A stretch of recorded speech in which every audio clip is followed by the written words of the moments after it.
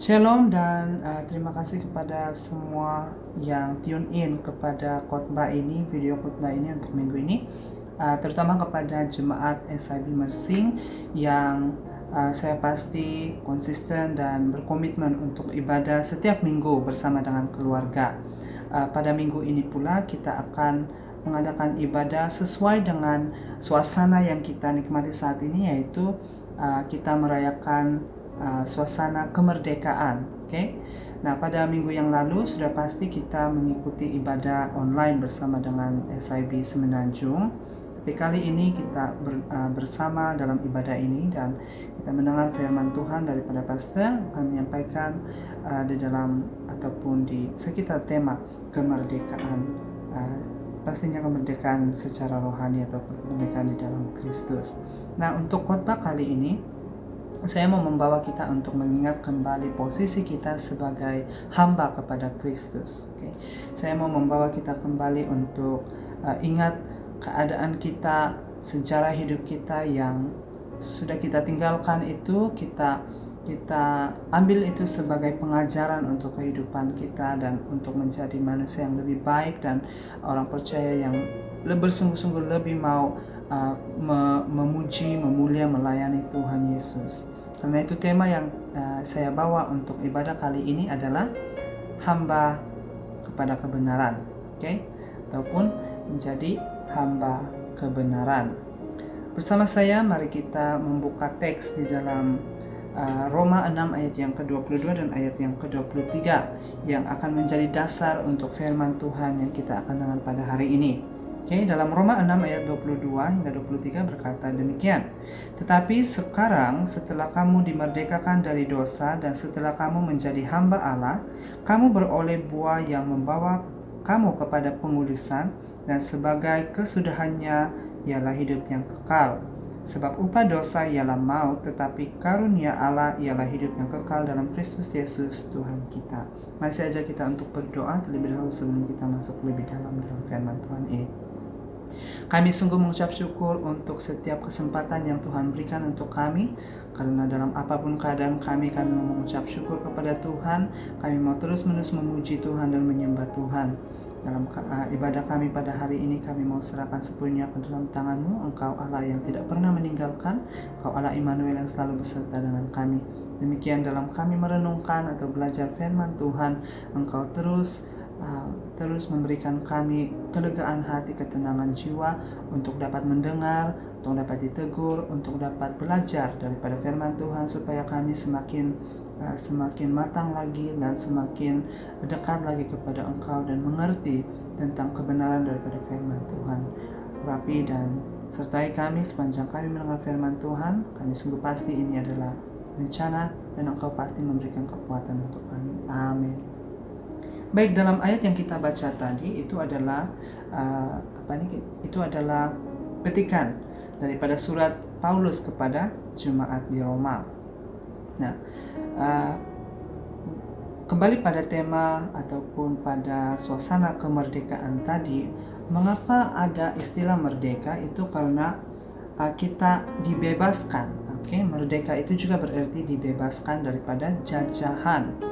Nah, bila kita dijajah, kita menjadi hamba kepada yang dijajah itu. Dalam kehidupan kita secara rohani dan sebagai orang percaya atau sebagai orang Kristen, dahulunya kita adalah orang yang dijajah oleh dosa. Kita adalah orang yang hidup oleh dosa. Kita adalah manusia yang dibimbing oleh keinginan daging kita, oleh dosa yang membawa kepada maut. Tetapi bagi kita yang percaya kepada Yesus Kristus, Dia sudah membayar hutang dengan darahnya sendiri, melansaikan segala hutang kita dengan dosa, sehingga kita tidak lagi menikmati, tidak lagi akan mendapat upah daripada dosa itu, yaitu maut, tetapi kita akan menerima upah daripada Kristus Yesus. Dan itulah yang kita kita bersyukur kepada Tuhan, kita mensyukuri Dia. Karena kini kita bukan lagi menjadi hamba kepada dosa, tetapi kita menjadi hamba kepada kebenaran. Dan kebenaran itu adalah Kristus. Kalau kita ingat kembali sejarah negara kita dimerdekakan daripada jajahan, kita mengucap syukur karena sekarang kita berkerajaan sendiri, karena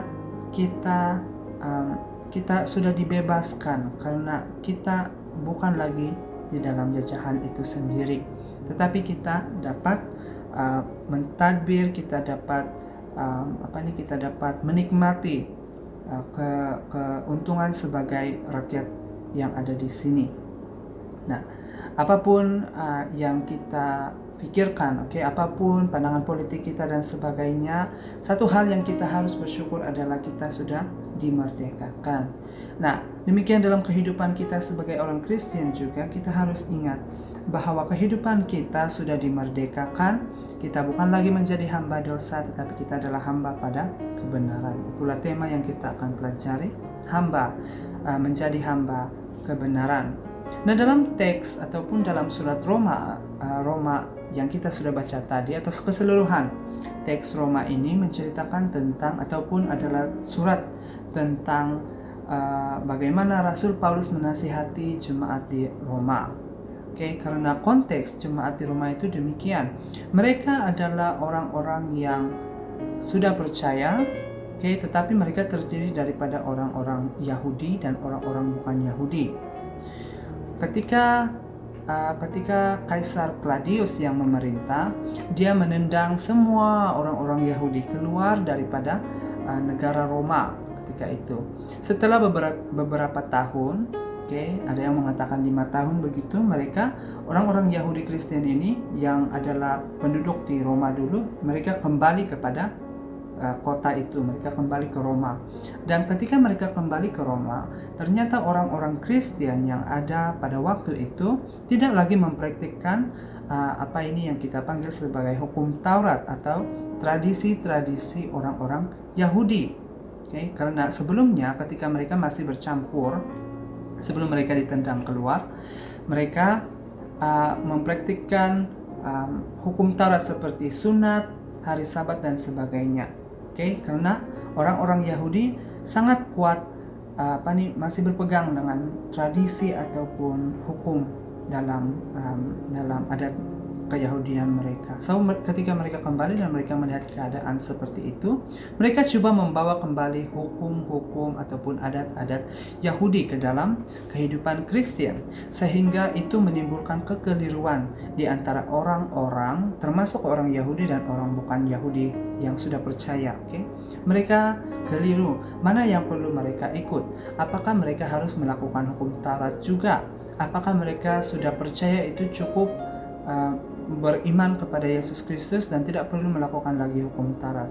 Dan di dalam surat Roma ini menjawab persoalan-persoalan itu, dan Rasul Paulus secara eksplisit ataupun secara tersirat, dan ada juga waktu dia menyatakan itu secara tersurat ataupun secara terang-terangan, membidas pikiran ataupun membidas ideologi orang-orang Yahudi yang coba untuk mencemari kehidupan Kristen yang sebetulnya. So itulah konteks yang ada di dalam surat ini. Sehingga di dalam keadaan seperti itu, manusia ataupun orang-orang percaya yang ada di Roma itu seperti menjadi hamba kepada tradisi-tradisi yang ada di dalam adat kaum Yahudi. Dan orang-orang yang bukan Yahudi pula, mereka seperti orang-orang Yunani, orang-orang yang hidup secara Helenis, mereka mulai tercemar dengan gaya hidup yang seperti itu, dan mereka mulai mempraktikkan adat-adat orang-orang Yahudi yang sepatutnya mereka tidak perlu. Sehingga Rasul Paulus harus menulis surat ini untuk memperingati mereka bahwa anugerah Tuhan, bahwa iman kepada Tuhan itu tidak memerlukan hukum Taurat, tetapi hanyalah anugerah keselamatan itu. Tetapi dalam waktu yang sama juga Rasul Paulus memperingati mereka bahwa ketika mereka menjadi orang percaya, ketika mereka beriman kepada Kristus, mereka sebenarnya keluar daripada jajahan dosa tadi kepada jajahan di dalam Kristus. Oke, alias mereka menjadi hamba kepada kebenaran. Demikian dalam hidup kita. Ada sahaja hal-hal yang seperti mengikat kita, dan itu biasanya berkaitan dengan ideologi, berkaitan dengan pikiran kita, gaya hidup kita, sehingga kita memikirkan apa yang betul, apa yang harus kita lakukan, apa yang tidak harus kita lakukan. Apakah tradisi kita harus lupakan, apakah hukum Taurat kita tidak lihat itu lagi, dan hanya fokus pada iman kita, hanya beriman saja sudah cukup. Oke, dan persoalan-persoalan seperti itu penting untuk kita tanyakan supaya iman kita bertumbuh. Oke, supaya kita semakin tahu dan semakin mengerti, sehingga apapun yang datang dalam kehidupan kita tahu jawabannya, dan kita tahu bagaimana harus meresponi secara praktikal. So, di dalam khotbah kali ini kita akan pelajari menjadi hamba Kristus itu apa yang kita akan peroleh. Oke? Seperti yang saya katakan tadi, Rasul Paulus memperingati jemaat-jemaat yang ada di Roma untuk terus melakukan ibadah, terus melakukan apa yang Tuhan ingini, kehendak Tuhan di dalam kehidupan mereka. Dan pada waktu yang sama juga selalu ingat bahwa mereka adalah orang-orang yang sudah dimerdekakan daripada dosa dan dimerdekakan daripada hukum Taurat. Dan itu sangat penting untuk kita. Kita melakukan kehendak Tuhan bukan karena kita mau selamat, tetapi karena kita sudah selamat. Seperti itu yang harus berada di dalam pikiran kita sebagai orang percaya, sehingga respon kita terhadap anugerah keselamatan daripada Kristus itu yang mendorong kita untuk melakukan apa yang kita panggil sebagai kebaikan, apa yang kita panggil sebagai menjadi berkat. Dan itulah yang semacam moto untuk kehidupan kita sebagai orang percaya di dalam dunia ini, yaitu melakukan apa yang menjadi kehendak Kristus. Nah, persoalannya dalam hal ini adalah apakah yang kita peroleh sebagai orang percaya? Apakah yang kita dapat sebagai orang percaya? So, yang pertama adalah dalam ayat yang ke-22 tadi mengatakan, tetapi sekarang kamu telah dimerdekakan dari dosa, dan setelah kamu menjadi hamba Allah, kamu beroleh buah yang membawa kamu kepada pengudusan. So, yang pertama adalah buah yang membawa kita kepada pengudusan.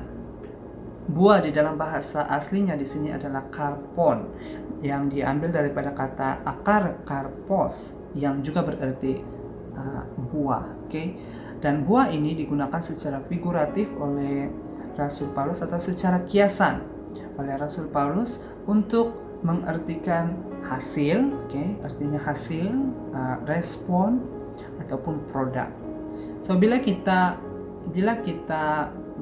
seperti bila kita menanam sesuatu, kita menjangkakan produknya seturut dengan apa yang kita tanam, apa yang kita kerjakan. Kalau kita tanam pokok ataupun biji durian, pasti kita mau buah durian. Kita tidak tanam getah untuk dapat untuk dapat durian. Itu bukan lagi tidak logik, tapi memang tidak betul. So, maksudnya kalau kita adalah hamba kepada kebenaran, maka apa yang harus kita lakukan adalah kehendak Tuhan, yaitu kebenaran itu sendiri. Sehingga bila kita adalah hamba kepada kebenaran, itu yang harus tampil itu adalah buah-buah roh. Adalah buah-buah roh. Kalau kita lupa buah-buah roh, itu dalam Galatia 5 ayat 22. Boleh baca di sana buah-buah roh. Nah, buah ini dalam firman Tuhan mengatakan membawa kita kepada pengudusan. Pengudusan di sini adalah hagiasmon. Hagiasmon ini berarti state of mind pun boleh, state of keadaan, adalah satu kondisi. Nah, itu berbicara tentang kehidupan, itu berbicara tentang hidup di dalam kekudusan. Nah, ataupun keadaan kita yang kudus, keadaan kita yang suci dan seperti tadi kuduslah. So, artinya buah-buah roh itu membawa kita kepada kehidupan yang kudus. Oke, kita sudah dengar khotbah tentang hidup dalam kekudusan. So, hidup di dalam kekudusan ini adalah hasil daripada kita menghidupi buah-buah roh di dalam kehidupan kita. Bila kita berusaha untuk melakukan buah-buah roh, maka kehidupan kita akan semakin dipenuhi dengan kekudusan dan kesucian. Nah, tanda daripada kehidupan yang kudus dan suci itu adalah kita punya damai sejahtera. Sebagai manusia yang tidak sempurna, pasti kita tidak dapat mencapai ini. Kita bilang kekudusan yang sempurna, karena itu hanya milik Tuhan. Sementara kita masih di bumi ini, sementara dengan tubuh yang fana ini, kita harus berusaha. Dan bila kita merasakan damai di dalam hidup kita oleh Kristus dan sukacita daripada Kristus, itulah tandanya kita beroleh kehidupan itu sendiri. Oke, di dalam Kristus itu. Nah, menjadi hamba kepada kebenaran itu yang pertama adalah orang-orang yang hidup di dalam kekudusan karena mereka melakukan buah-buah roh itu. Mereka punya buah roh di dalam kehidupan mereka. Ada kesaksian yang benar yang mereka tampilkan. Yang kedua adalah habuan yang kedua itu adalah kehidupan kekal. Dalam bahasa asli dalam ayat ini adalah Zoe Aionios. Zoe Aionios. Dalam bahasa asli ada dua kata yang merujuk pada kehidupan. Pertama adalah bio, yang kedua adalah Zoe. Dalam ayat ini menggunakan kata Zoe. Karena apa? Karena bio itu berarti secara spesifik itu berarti kehidupan secara fisikal, ataupun secara tubuh. Berkaitan dengan apa yang kita boleh lihat, Kita boleh lihat tubuh kita boleh lihat tumbuh-tumbuhan, kita boleh lihat binatang, kita boleh lihat daun dan sebagainya. Itu berkaitan dengan bio. Tapi Zoe itu pula adalah kehidupan yang sepenuhnya, artinya kehidupan secara mental, kehidupan secara jiwa, emosi, termasuk fisikal dan sepenuhnya. Berarti bukan hanya merujuk pada benda-benda yang kita boleh lihat, tetapi juga berkaitan dengan jiwa kita, berkaitan dengan hati kita, pikiran kita, emosi dan sebagainya. Itulah arti Zoe, di mana kita harus kita sepenuhnya di dalam kehidupan itu. Aionios pula adalah satu jangka masa yang tidak ada permulaan dan tidak ada akhirnya. Dalam arti kata lain, satu kekekalan. Kekekalan itu adalah kalau kita bilang selama-lamanya, panjang itu selama-lamanya. Berarti bila kita gabungkan dua kata tadi, kehidupan kekal, kehidupan yang sepenuhnya, kehidupan yang sepenuhnya kita terima itu, tubuh kita diperbaharui, jiwa kita diperbaharui, emosi, pikiran kita diperbaharui, dan itu adalah untuk selama-lamanya, pasti bersama dengan Kristus. Dan itulah ganjaran atau habuan yang kita terima sebagai orang-orang percaya, karena kita mendedikasikan seluruh kehidupan kita untuk Kristus, karena kita percaya kepada Kristus sebagai Tuhan dan penyelamat kita. Nah, bila kita pikirkan hal seperti ini, kita harus mengucap syukur kepada Tuhan. Ucapan syukur itu harus ada di dalam hati kita, karena dahulunya kita adalah hamba dosa, di mana maut itu adalah bagian kita. Kita tidak layak pun untuk menikmati kebahagiaan sepenuhnya. Tetapi karena Tuhan sudah berkorban untuk kita, sudah memerdekakan kita, maka kita beroleh kehidupan kekal di dalam Kristus. Itu seharusnya memberikan kita kesadaran betapa baiknya Tuhan dan betapa indahnya rencana Tuhan di dalam kehidupan kita, sehingga apa yang kita lakukan sudah pasti untuk kemuliaan Tuhan. So, itulah dua perkara yang kita akan terima sebagai orang-orang yang percaya menurut ayat ini, menurut dua ayat ini. Dan kita harus selalu ingat bahwa Tuhan memberikan kita tanggung jawab. Tuhan memberikan kita satu responsibility untuk selalu melakukan kebenaran, selalu melakukan kehendak Tuhan. Dan kita harus ingat bahwa sebagai orang-orang yang percaya kita harus tampil untuk menjadi terang dan garam dunia. Maka saya mau menggesa kita yang sudah dimerdekakan di dalam Kristus untuk terus melakukan kehendak Tuhan, terus melayani Tuhan, terus melakukan firman Tuhan, mempraktikkan firman Tuhan dimanapun kita berada. Dan itulah firman Tuhan yang kita dengar pada hari ini, yaitu menjadi hamba Kristus. Ketika kita menjadi hamba Kristus, kita beroleh buah-buah yang membawa kita kepada kekudusan. Kekudusan itu berarti sepenuhnya hidup di dalam damai dan sejahtera daripada Tuhan. Dan yang kedua adalah kehidupan kekal, di mana kehidupan kita kelak sepenuhnya pasti bersama dengan Kristus untuk kekekalan. Terima kasih karena mendengar firman Tuhan ini, dan saya mau membawa kita di dalam doa. Mari berdoa. Tuhan, kami sudah mendengar firman Tuhan yang mengajarkan kami tentang apa yang harus kami lakukan dalam kehidupan ini, yaitu menjadi hamba Kristus, menjadi hamba kepada kebenaran. Sehingga ketika kami menjadi hamba kepada kebenaran, kami punya buah-buah yang membawa kepada kekudusan, dan kami menerima kehidupan kekal yang Engkau sediakan untuk kami. Oh Tuhan, kami mengucap syukur karena punya Allah yang seperti Engkau, memberikan kami segala sesuatu yang kami perlukan, sehingga apa yang kami terima ya Tuhan, itu memberkati kami dapat gunakan itu, kami dapat menikmati itu, menghayati semuanya itu karena Tuhan menyediakan yang terbaik untuk kami. Terima kasih ya Bapa.